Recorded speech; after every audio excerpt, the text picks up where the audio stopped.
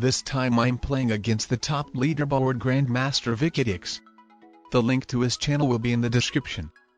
In the last 1v1 tournament he finished in the 15th place. You get 1 point by winning going first, 2 points by winning going second.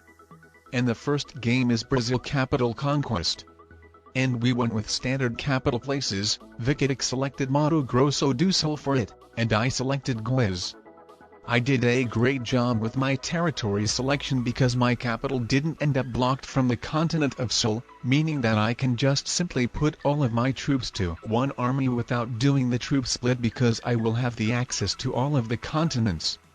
Probably my first potential mistake was here. I should have probably taken the 9 vs 6 blitz roll with the newly gotten troops, which would have been 86% chance.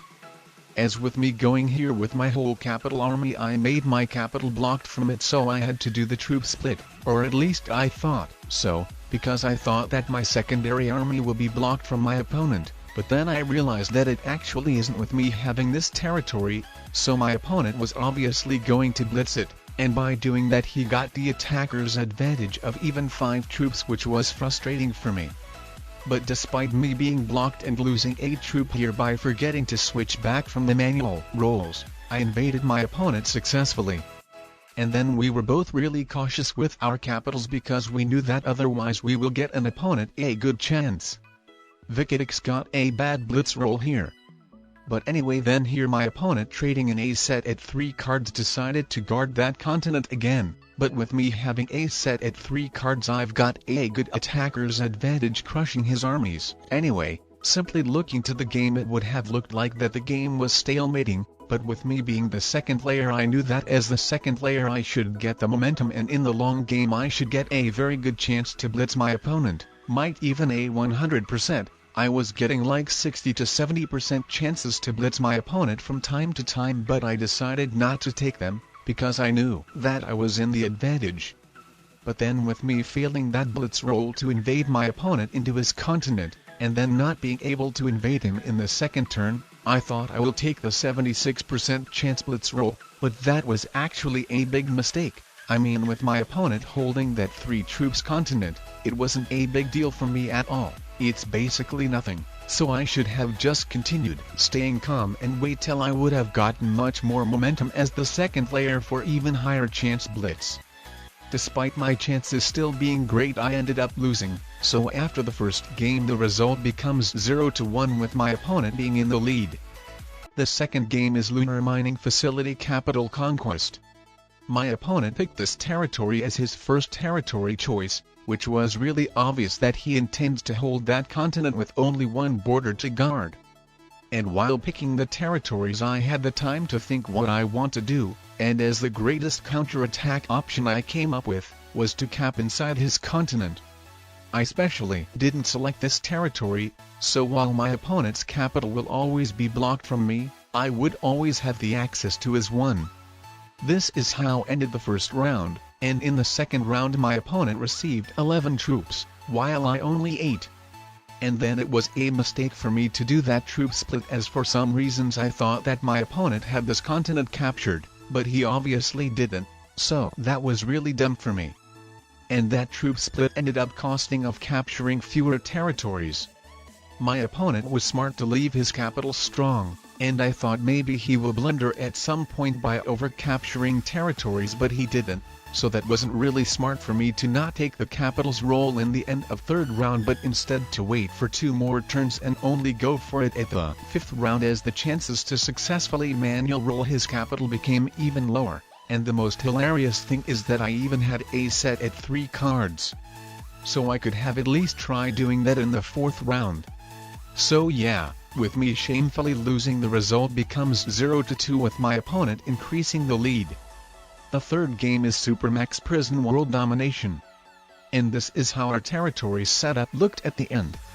I decided to go for these 2 continents, and at the end of deployment I saw that my opponent went for 2 continents as well, so to make it harder for my opponent I decided to capture the 3rd continent.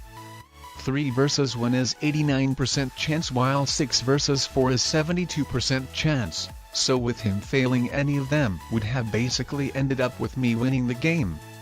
but he succeeded in both and capture both of his continents. He wanted to decrease my territorial troop bonus by 1, so he went for the extra territories, but I think that was a mistake as he unleashed my army of 3 troops, making me much easier to recapture that continent, and in order for me to win I had to invade my opponent into one of his continents and recapture one of my continents. Otherwise, if I had failed to recapture one of the continents, my opponent would have won with using all of his gotten troops to invade me into my single continent. So I was lucky with that 89% blitz roll to recapture the second continent. And then I'm not sure what were the thoughts of my opponent with connecting his continent with my army, as it made the things so much easier. So I won this game, and the result after 3 games becomes 1-2 with me catching up. The 4th game is Boston World Domination, and this is how our territory setup looked at the end. I decided to go for the long 4 troops continent, and then with the newly gotten troops to capture the 1 border 2 troops continent. My opponent tried to invade the long one, but the manual rolls went horribly for him, so then he tried to capture as many territories as possible. But basically with me receiving those troop bonuses, the game was won for me, and all I needed to do is to capture as many territories as possible, breaking through all of my opponent's continents and if possible capturing as many continents for myself. This is how the second round looked for my opponent, and it was obvious that it was impossible for him to make a comeback.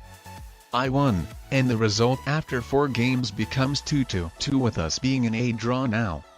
Also after the series, my opponent advised that instead of capturing these 2 continents like this, I should have tried doing that like this using the help of Slider. So I'm very thankful him for that tip. The 5th game is Simple World Capital Conquest.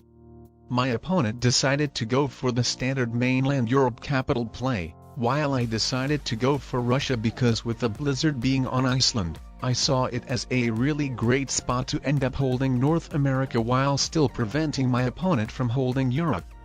And my opponent didn't predict my secondary stack, so I ended up capturing North America and then left some troops to guard it. My opponent failed to break through it, so I received the continental troop bonus, but then he brought that 11 troops to prepare invading it next turn. And he succeeded doing that, getting a good blitz roll, but at least I ended up holding Australia. So I recaptured North America. My opponent got a set at 3 cards to break through both of my continents, getting a good blitz roll on my 4 troops army, and then after taking those continents even have some troops left, but I had a set at 3 cards as well. But differently than him, I've got a very terrible blitz roll attacking his 3 troops army, so then to invade Africa I went with my capital army.